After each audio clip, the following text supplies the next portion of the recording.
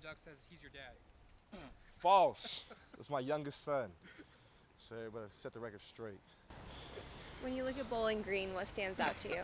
They're very big up front.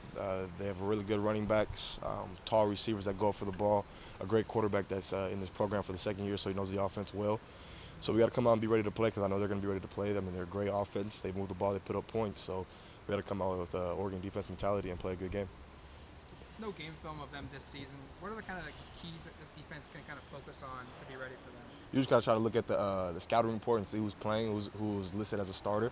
Go back through the film and try to watch the tape on their tapes from last year, whether it be offensive linemen or running backs or quarterbacks or receivers. You got to just look at the old tape and try to judge it off. There's always going to be new things that offenses run in the first game. And like Coach Levitt says, uncharted plays that we're not going to be able to scout for, but I mean, it's going to happen all around the country. So we got to go out there and just try to play our defense and not beat ourselves. Troy, 2 years ago, you started your first game against UC Davis. 11 tackles, led the team. What do you remember from that day and from that process going into your first ever college game? I remember running out the tunnel originally the first time and just looking up and like, dang, I'm really here. Like I made it to the big stage. But I don't really remember many plays from that game. I just remember the victory and I remember the celebration in the locker room afterwards with all the teammates and all the guys and just having fun and winning my first college football game. It was just a blast. And because I mean, I don't really follow the stats throughout the game. I kind of just go out there and have fun and play the way I like to play.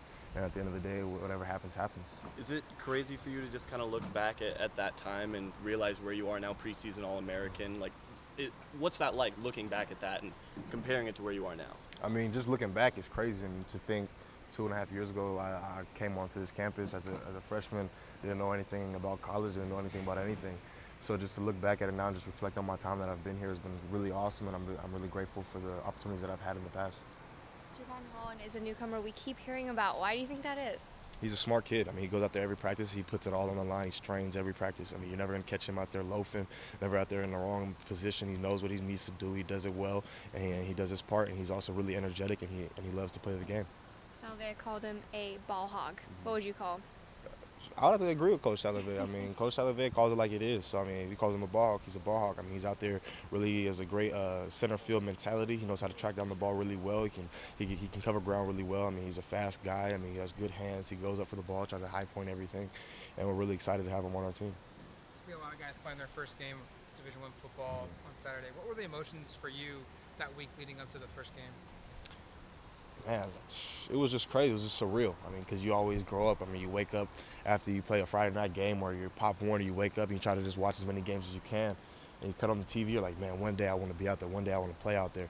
So, I mean, once you get that opportunity and you get that chance to be able to go out there and really play, it's just super surreal. It's super fun. And you just got to go out there and make the best of your opportunities. Any conversations with Travis along those lines? Is he getting nervous at all? To be honest, I really haven't. I mean, I haven't talked to him about his first game yet, but I think he's ready for it. I mean, I know he likes the spotlight just like I like the spotlight because you got to thrive under the spotlight because when the big lights come out, that's when the big players come out. So I think he's really excited. I think he's looking forward to it. But, I mean, I'll try to talk to him on Thursday or probably Friday night when we're at the hotel and just see how he's feeling.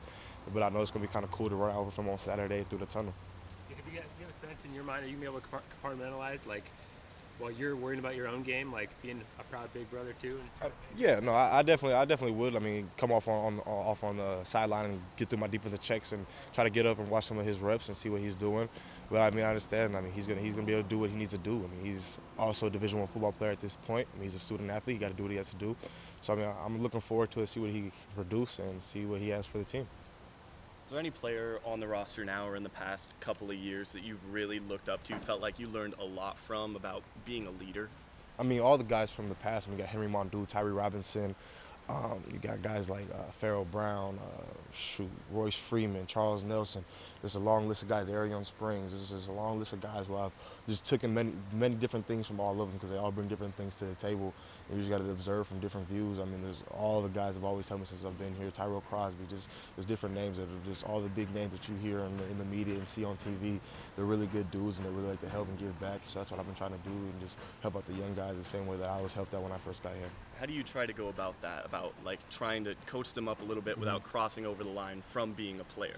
I mean, you just got to understand the boundaries. You got to just respect people. You got to give them the feedback that you would want from somebody else that's older from yourself. You don't want to go out there and yell and cuss at somebody because, I mean, at the end of the day, he's only 2 years younger than you, if that.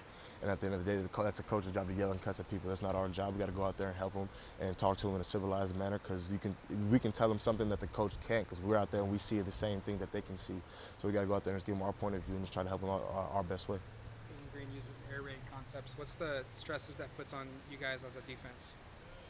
No stress. I mean, everybody brings different things to the table week in and week out, whether it's a hard run game, whether it's an air raid offense, whether it's both. We just got to go out there and play Oregon's defense and execute our game plan to the fullest and have fun with it.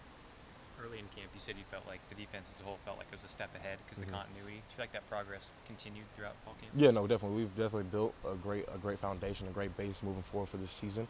I mean, there's definitely places that we still need to get to, and we still have a lot of room for improvement, as you always will as a defense. But I think so far we're doing a great job in making the correct steps moving forward. Is there anything entering fall camp you maybe had a question about how this defense would respond that you got answers for during fall camp? I mean, there wasn't many questions coming into fall camp because there's a lot of returning guys, a lot of veterans at each position group that can help out the young guys. So we weren't really too concerned about many things, but we were trying to just make sure we got the young guys up to speed so they can fill in when they needed to and if they needed to at the appropriate time. And that's the biggest thing with building a program. You got to get the young guys on board and teach them, because at the end of the day, I mean, all the old guys have 1 to 2 years left, if that. So you got to just get the young guys on board and get them going. What kind of a leader is Ugo in the secondary?